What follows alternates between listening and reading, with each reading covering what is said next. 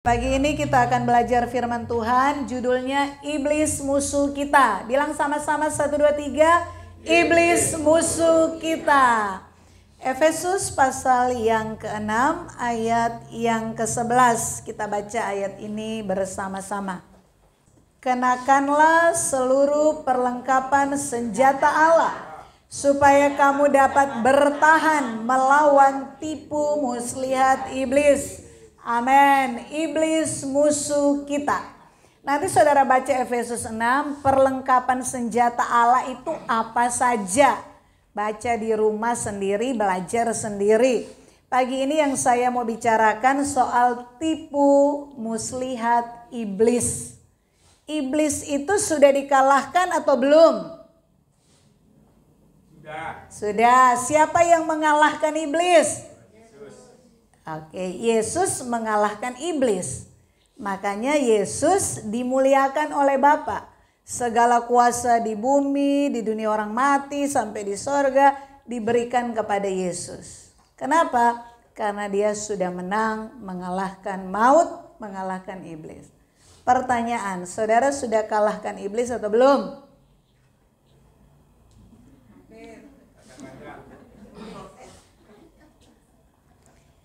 Iblis itu pinter. Manusia belum diciptakan, dia sudah diciptakan. Dan Alkitab bilang dia diciptakan di dalam kesempurnaan. Saking pinternya ingin menyamai Allah. Aku hendak, aku ingin. Makanya dia dibuang, dicampakkan. Nah, kita akan belajar pagi ini tipu muslihat iblis, kelicikan iblis itu. Ada 3 poin yang saya mau sampaikan. Yang pertama, melalui pengajaran yang membuat ada pengikut. Yang kedua, melalui pengaruh dunia ini. Dan yang ketiga, melalui kodrat dosa. Poin yang pertama yang kita mau belajar lewat pengajaran. Bicara tentang pengajaran itu ada yang berhubungan langsung, yaitu dengan menjadi pengikut mereka lewat ajaran mereka. Saya nggak tahu nanti hasilnya tuh pasti akan terekspos. Sekarang kan semua nyata ya, semua lewat media sosial, nanti acara mereka itu pasti bisa tersebar seperti flyernya bisa menyebar ke seluruh dunia. Nanti acaranya juga pasti 1-2 akan terekam, akan tersebar. Nah, mungkin saudara berkata, saya itu tidak pengikut ajaran setan. Saya orang Kristen dari lahir, saya pengikut Tuhan.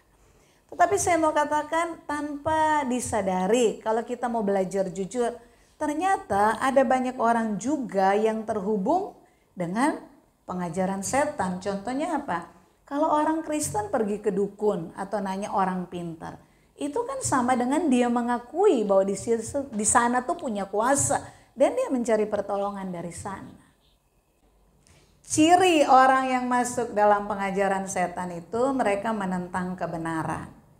Dan mereka menjadi alat setan. Sebenarnya bukan hanya yang nyata-nyata menyatakan diri pengikut. Orang Kristen pun bisa ada. Ketika saudara tidak hidup dalam kebenaran, bahkan menentang kebenaran, Alkitab sudah tulis dari zamannya Wahyu itu sudah ada yang namanya antikristus. Mereka menolak kebenaran. Mereka orang-orang yang ada di oposisi. Dan mereka menjadi alatnya setan untuk menggenapi rencana setan di dunia ini. Setan tahu, iblis tahu tuh waktunya sudah sangat singkat. Iblis mengerti rencana Allah. Itulah sebabnya dia mau menggagalkan rencana Allah. Tetapi dia tidak turun langsung menyatakan diri, setan genderuwo ini aku menghalangi. Tidak. Dia pakai manusia-manusia untuk menggenapi rencana Allah. Sebagaimana Allah mencari manusia untuk menjadi mitra kerja, untuk menggenapi rencana ilahi yaitu langit baru, bumi baru, demikian juga iblis mencari manusia-manusia untuk menjadi rekan kerjanya, untuk menghalangi rencana ilahi Allah. Dan ada banyak manusia menjadi alatnya setan untuk menghalangi pekerjaan Tuhan. Akibat dari orang yang menjadi alat setan cuman satu, mereka binasa, mereka akan mengalami maut atau terpisah dari Allah.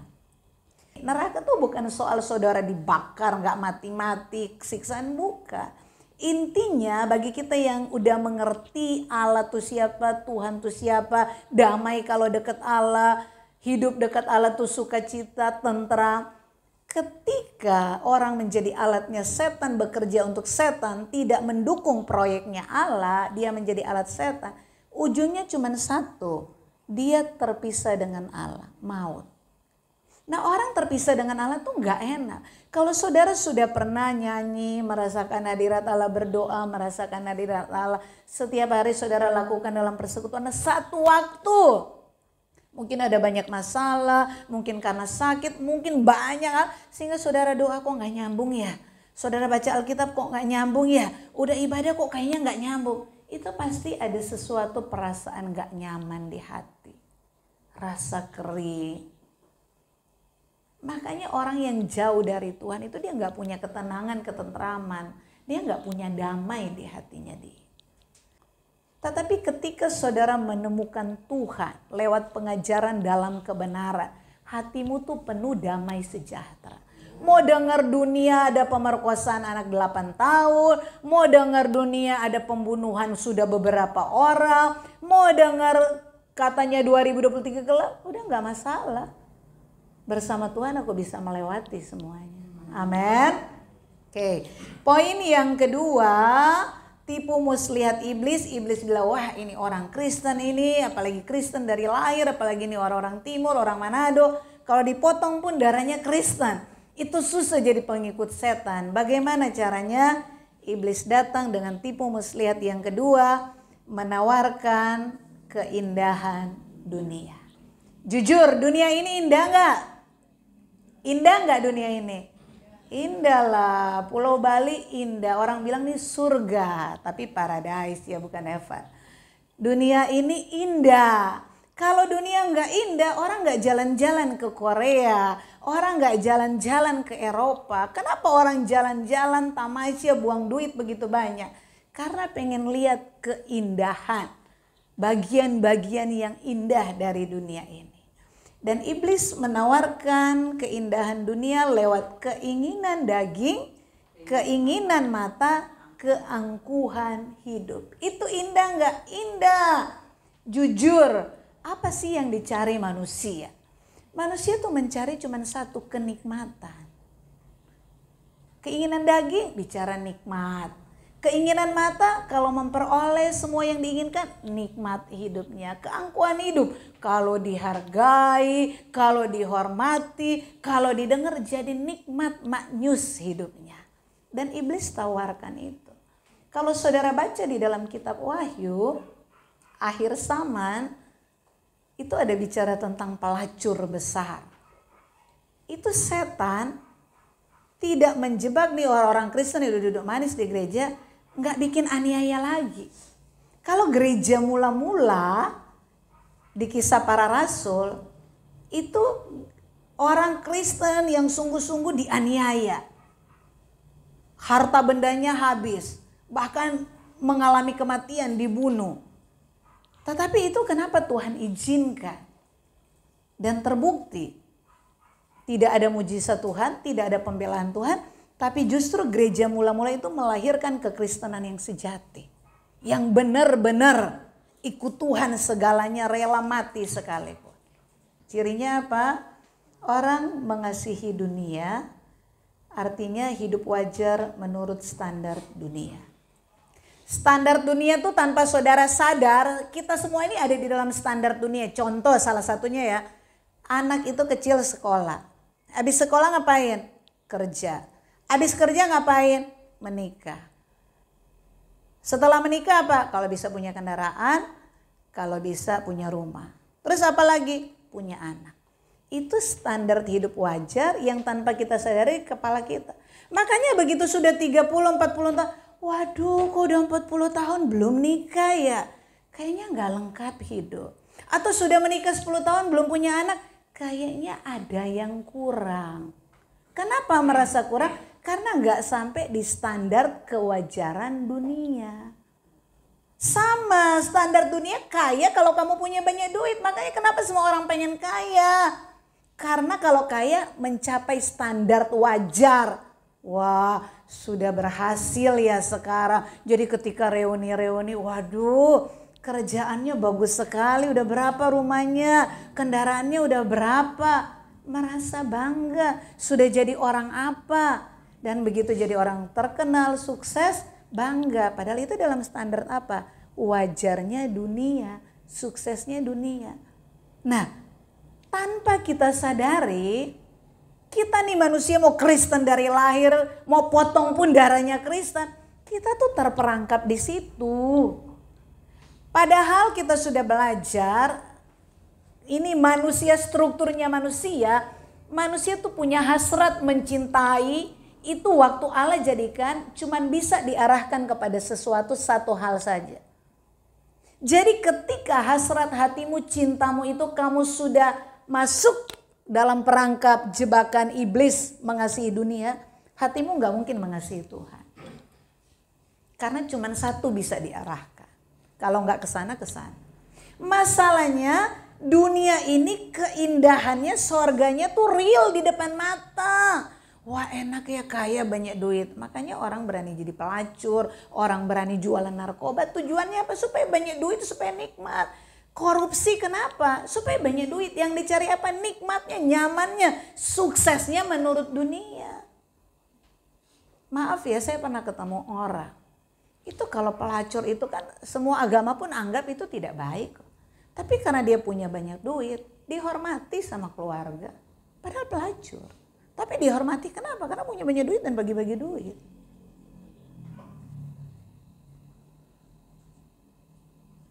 Allah itu tidak kelihatan loh saudara. Yang nyata aja kelihatan suami istri. Aku mencintaimu baik suka maupun duka, sehat maupun sakit, kaya maupun miskin. Baru miskin sedikit udah ditinggal sama istrinya. Baru sakit sedikit udah ditinggal sama suaminya. Ada gak pernah lihat begitu? Ada. Padahal di depan mata loh real orangnya ada. Tuhan gak kelihatan. Dari mana saudara mau memupuk rasa mengasihi Allah, mencintai Allah tuh lebih daripada kamu mencintai dunia. Itu gak mungkin, itu impossible. Mustahil. Makanya Yesus bilang kalau kamu mau ikut aku cuma satu. Lepaskan semuanya. Lepaskan hasratmu mencintai dunia ini. Lepaskan keindahan dunia yang kamu bilang indah. Memang dunia indah betul. Tetapi dunia ini akan berubah menjadi neraka. Dan orang-orang yang mengasihi dunia, mencintai dunia 1 Yohanes 2 ayat 15, 16, 17. Dia akan tinggal di dunia ini bersama dengan cintanya itu akan dimusnahkan menjadi lautan api. Amin saudara. Orang-orang yang mencintai dunia, ujung hidupnya cuma satu, dibuang ke neraka. Yang ketiga, tipu muslihat iblis adalah lewat kodrat dosa. Kodrat dosa semua manusia yang lahir sejak Adam dan Hawa jatuh dalam dosa, semua keturunan itu berkodrat dosa. Alkitab menjelaskan kodrat dosa itu, Efesus 2 ayat 1-10 itu bicara manusia lama. Manusia lama itu apa? Hawa nafsu daging. Contohnya apa? Pikiran yang jahat. Nah, ciri orang yang memiliki kodrat dosa adalah, kalau sudah orang Kristen ya, dia membuang kesempatan untuk bertobat. Akhirnya orangnya hidupnya menjadi alat setan. Akibatnya mendapat murka Allah yaitu kebinasaan kekal. Nah, semua manusia sudah lahir dengan kodrat dosa. Apa kelebihan pengajaran kekristenan yang benar dengan agama lain? Cuman satu bedanya di sini. Kekristenan itu mengajarkan manusia yang berkodrat dosa diubah menjadi manusia yang berkodrat ilahi. Ini pengajaran yang tidak ada di agama apapun. Mengubah manusia berkodrat dosa menjadi manusia berkodrat ilahi. Jadi Yesus mati di kayu salib menghapus dosa, menyelesaikan masalah dosa, itu kasih karunia Allah. Bagian Yesus selesai mati di salib. Kita bisa terhubung lagi dengan Bapa. Tetapi karakter kita, kodrat dosa kita tidak diselesaikan di kayu salib. Itu kita yang harus berjuang. Mengubah diri kita dari kodrat dosa menjadi kodrat ilahi. Itu yang disebut kerjakan keselamatan dengan takut dan gentar. Amin. Amin. Banyak orang sudah hamba Tuhan, sudah pendeta melayani pun punya kodrat dosa, punya bisa melekat. Makanya yang disebut lahir baru, lahir dari atas, dari roh, dari firman, dari Roh Kudus, itu bicara tentang kodrat yang diubahkan. Dan itu proses. Minggu lalu saya bicara tentang Petrus. Petrus itu siapa? Petrus itu murid Yesus yang 24 jam ikut Yesus selama 3,5 tahun. Tetapi bisa menjadi alat iblis. Ketika dia menarik Yesus dan dia berkata, Yesus, Guru, semoga Allah menjauhkan. Kamu gak mati di salib ya, ke Yerusalem gak mati di salib. Yesus bilang apa? Enyah kamu iblis dari hadapanku. Petrus jadi alat iblis untuk menghalangi Yesus ke Yerusalem mati di salib. Kok bisa? Ya karena iblis mencari manusia untuk menjadi mitra kerjanya, menggagalkan rencana ilahi Allah. Sebagaimana Allah mencari manusia untuk menggenapi rencana kekalnya langit baru, bumi baru. Nah dan manusia tuh gak bisa diam. Saudara diam pun, saudara sedang memilih sebenarnya. Masalahnya kalau kita memilih menjadi pengikut menggenapi rencana iblis, saudara diam aja, terseret kok arus dunia sangat mudah. Karena kita kodrat dosa tuh udah terkoneksi dengan dunia yang jahat. Itu signalnya langsung pleng. Nah kita kodrat dosa, itu lihat dunia, saudara gak bisa aku mengasihi, gak usah ngomong, itu sudah terkoneksi. Aduh pengen kaya ya, aduh bagaimana punya rumah yang ada kolam renang, bagaimana aku bisa keliling dunia, bagaimana aku bisa beli tas sebagus itu ya, bagaimana aku bisa punya, itu sudah terkoneksi. Dan itu kalau diikuti membuat hatimu semakin terikat, semakin mengasihi dunia. Sebaliknya, kalau mau mengasihi Allah tuh gak bisa otomatis. Itu perlu perjuangan. Saudara untuk mengasihi Allah, ada pepatah bilang tidak kenal tidak sayang. Kenapa saudara tidak mengasihi Allah? Karena gak kenal dia. Allah itu bisa dijangkau, tetapi gak oleh semua orang. Hanya oleh orang-orang yang serius mencari dia. Allah itu mau menyatakan dirinya, tetapi tidak kepada semua manusia. Hanya yang serius yang mau mencari dia, dia menyatakan diri. Kalau saudara baca Alkitab, penulis Alkitab itu kurang lebih ada 40 orang. Mereka zaman dulu belum hidup dalam zaman canggih. Bisa analisa kata Allah itu apa, Tuhan itu apa, sorga itu apa, enggak. Tetapi dalam kesederhanaan mereka punya satu keyakinan. Allah itu ada dan mereka mengalami Allah itu secara pribadi. Wow, luar biasa. Kalau saudara baca bagian-bagian Alkitab, ada tuh penulis, dia bisa lihat kerubim, dia bisa lihat malaikat. Ada di dalam perjanjian baru ketika dilempar sebelum mati Said, dia bisa melihat langit terbuka, bagaimana Yesus duduk di sebelah kanan. Mereka mengalami Allah itu ada dan nyata. Itu yang membuat mereka berani membayar harga. Apapun, bahkan nyawa sekalipun. Mereka berani pertaruhkan untuk imannya kepada Tuhan Yesus. Kenapa banyak orang Kristen sekarang yang mudah terpengaruh? Pindah agama lah. Atau kalau nggak pindah agama, nggak berani bayar harga. Nggak bisa sampai titik mengasihi Allah. Kenapa? Karena belum mengalami Allah secara nyata. Masalahnya mengalami Allah itu nggak mudah loh saudara. Tetapi bisa. Tetapi saudara, untuk mencintai, menyatakan cintamu kepada seseorang atau sesuatu cuma satu yang saudara lakukan. Investasikan waktu. Kalau kamu bilang kamu mengasihi anak-anakmu, kamu kasih waktu untuk bersama dia di setiap hari. Kenapa orang pacaran itu pengen berdua aja? Karena jatuh cinta. Sudah malam pulang, 5 menit lagi mak. Sudah malam suruh pulang, 10 menit lagi Pak. Kenapa? Mencintai, sudah menemukan cinta itu. Padahal nikah 1 tahun juga cerai. Nah, kita mau mencintai Allah, mengasihi Allah, tetapi nggak berikan waktu mencari Dia. Nah, kelicikan iblis itu 3 poin. Yang pertama lewat pengajaran sesat. Solusinya apa yang harus kita lakukan? Cuma 1, belajar kebenaran. Selama kamu mengerti kebenaran, kamu nggak akan dibodohi oleh kuasa kegelapan. Amin. Selama kamu mengerti kebenaran, kamu tidak akan terseret oleh ajaran-ajaran sesat. Makanya saya bilang, saudara, kalau tidak suka baca Alkitab, tidak pernah baca Alkitab, nggak usah baca buku-buku yang dari agama lain. Oh, buku itu heboh, nggak usah dibaca. Kenapa? Akan membuat otakmu tuh berputar jadi seperti Hawa. Oh, Hawa aja udah tahu kebenaran bisa terseret, apalagi kalau nggak ngerti kebenaran. Orang kalau sudah Kristen benar ngerti kebenaran, apalagi mengalami Tuhan, dia tidak akan mungkin meninggalkan Tuhan.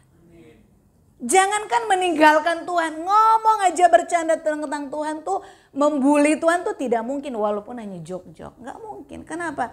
Karena dia respect, dia akan punya rasa hormat. Karena dia kenal Tuhan itu siapa. Kalau saudara masih suka main-main dengan Tuhan, ya iyalah gak apa-apa lah, semua pengen ke surga, saya aja ke neraka. Ada kan orang suka-suka bercanda begitu. Kok orang bisa bercanda begitu? Memang bercanda orang lain ketawa. Tapi karena kamu belum mengenal siapa Allah, makanya belajar kebenaran. Saudara dikasih umurmu sudah berapa? Udah pernah baca gak kitab Wahyu? Matius udah baca nggak? Kejadian udah baca nggak? Tapi kalau pegang HP itu WA, aduh nggak terasa sudah 1 jam. Istirahat kantor udah selesai. Ya ampun belum makan, cuman periksa WA sama Facebook udah habis waktunya. Tapi giliran ditanya mau masuk surga, mau. Paling depan lagi, sebelah kanan Yesus ya kalau bisa. Enggak, masih ayo kita ngomong jujur ya. Saudara nggak mau bayar harga, nggak mau mengasihi Allah. Tapi kalau ditanya mengasihi Allah, oh mengasihi Allah, mencintai, di bibir doang. Banyak orang Kristen di gereja, aku mengasihi Tuhan, aku mencintai. Tapi begitu keluar dari dunia, kembali hidup dalam standar dunia. Yang kedua, kelicikan tipu muslihat iblis dalam pengaruh dunia. Cuman 1 jalannya. Supaya kita tidak mengasihi, mencintai dunia yang jujur indah, kita harus memiliki kasih cinta kepada Allah. Kalau saudara serius berdoa, baca Alkitab, mengerti firman, Tuhan akan mencelikkan mata. Langit baru, bumi baru, jauh lebih indah dari pantai Kuta. Jauh lebih indah dari Korea. Jauh lebih indah dari Paris yang pusatnya semua internasional untuk busana-busana. Langit baru, bumi baru lebih indah. Amin. Di sana tidak ada air mata. Di sana tidak ada kematian. Di sana tidak ada kesedihan. Di sana nggak ada orang yang kepo-kepo. Di sana nggak ada yang ember-ember. Nggak ada yang baper-baper. Di sana semuanya bersuka cita di dalam hadirat Allah. Kalau saudara sudah dicelikan, lihat pantai Kuta indah. Oh iya indah sih. Korea indah, oh indah. Holy Land indah, oh indah.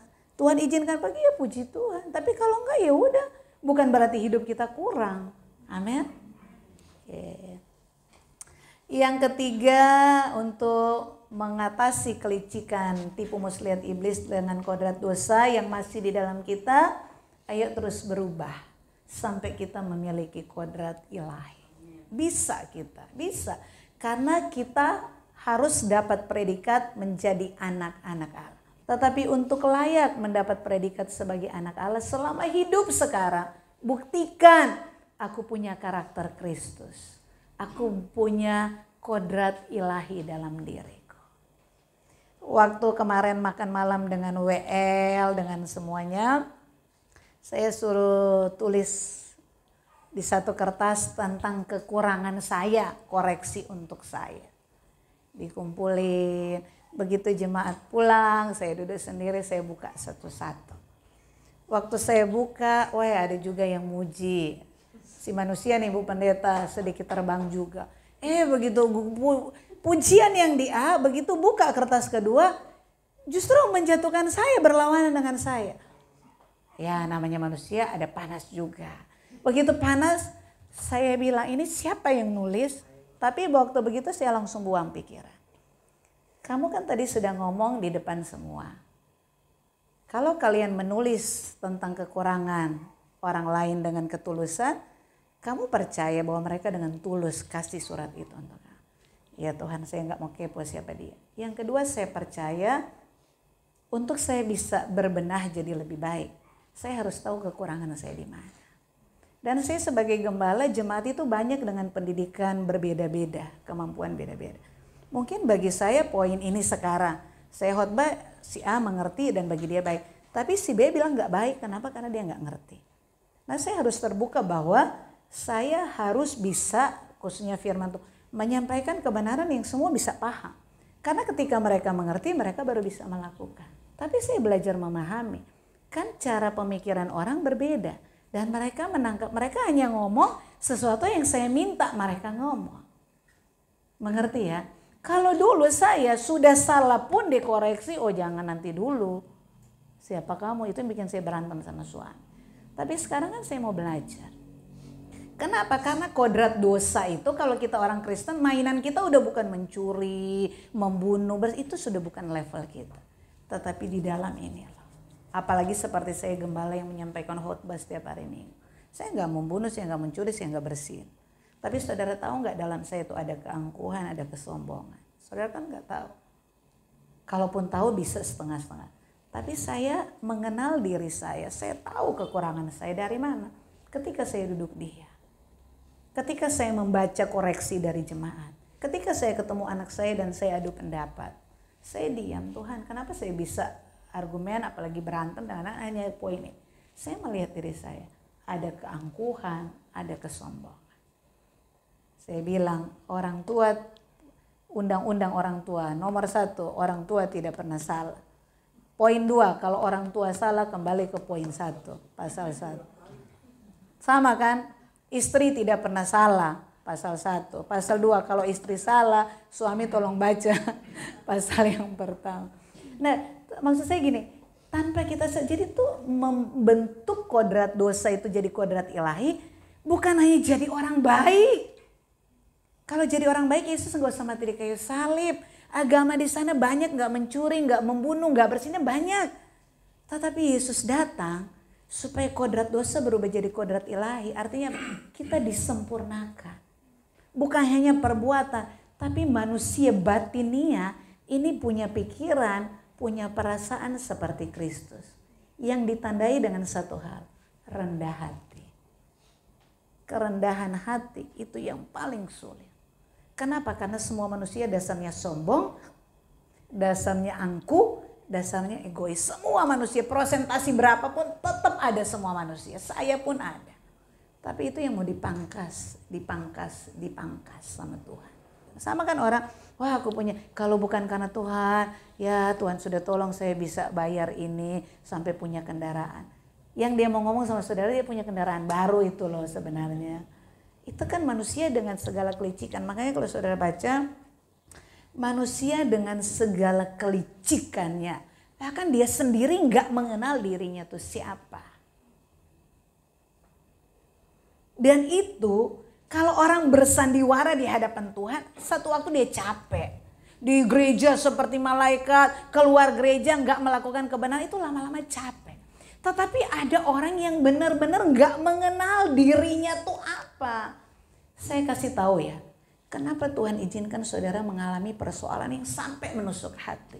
Sebenarnya cuma satu, itu seperti cermin yang membuka manusia batinnya. Ini loh diri kamu yang sesungguhnya. Ini loh kamu, kesombonganmu, keegoisanmu, ini loh. Lewat apa? Lewat persoalan-persoalan itu. Coba kalau nggak percaya, setiap saudara punya persoalan, apalagi saudara yang dalam tekanan berat, saudara ambil waktu duduk diam, dengar suara Tuhan. Itu intinya cuma satu. Cuma membereskan hatimu. Supaya memiliki hati yang tulus baru bisa mengasihi Allah. Jadi saudara tuh yang babak belur sama Tuhan. Aduh Tuhan, masalah ini belum selesai. Kok ada ini, kok banyak. Berarti Tuhan benar mau membersihkan. Karena kamu sebenarnya punya kerinduan untuk bertobat tapi nggak kenal diri. Makanya Tuhan mau bersihkan lewat. Nah tetapi kalau itu Tuhan orang Kristen tapi kok nipu, malah diberkati tambah kaya. Itu Tuhan sudah nggak mau urusan sama dia. Itu mati dibuang ke neraka. Kalau saudara dengan segala pergumulan hidup itu Tuhan sayang sama saudara. Tuhan mau kamu benar-benar mengasihi Tuhan dengan hati. Dan hati ini diproses, dibentuk. Roma katakan cuman apa? Cuman lewat persoalan hidup. Manusia dengan segala kepintaran sih sudah belajar, sudah jadi gembala, sudah sekolah pendeta. Hanya dengan mengerti Alkitab itu tidak mengubah orang. Manusia itu harus ada persoalan, harus ada hal-hal kejadian baru ngeh. Contoh, anak kecil, nak jangan lompat di meja nanti jatuh. Besok lompat lagi, nak jangan lompat jatuh. Dia ngerti nggak kalau jatuh tuh sakit? Tahu. Nanti patah tangan tahu, tapi tetap lompat. Hari ke-8 lompat atas meja jatuh, blok patah tangan. Masuk rumah sakit di ICU, ini sampai nangis. Pulang, saudara, nak silakan lompat-lompat. Nggak mungkin dia mau. Nah kita pun begitu. Kebenaran sudah sampai di kepala, itu ternyata nggak cukup mengubah kita. Harus ada kejadian-kejadian. Membuat kita peduli dengan sesama, membuat kita mengasihi sesama, membuat kita tulus kepada sesama. Itu harus ada peristiwa-peristiwa yang buat kita di titik nol. Sehingga kita menghargai, ternyata aku perlu orang lain. Amin saudara. Baca sama-sama 1, 2, 3. Iblis musuh kita, jangan beri kesempatan kepada iblis. Amin. Tuhan memberkati. Mari kita bangkit berdiri.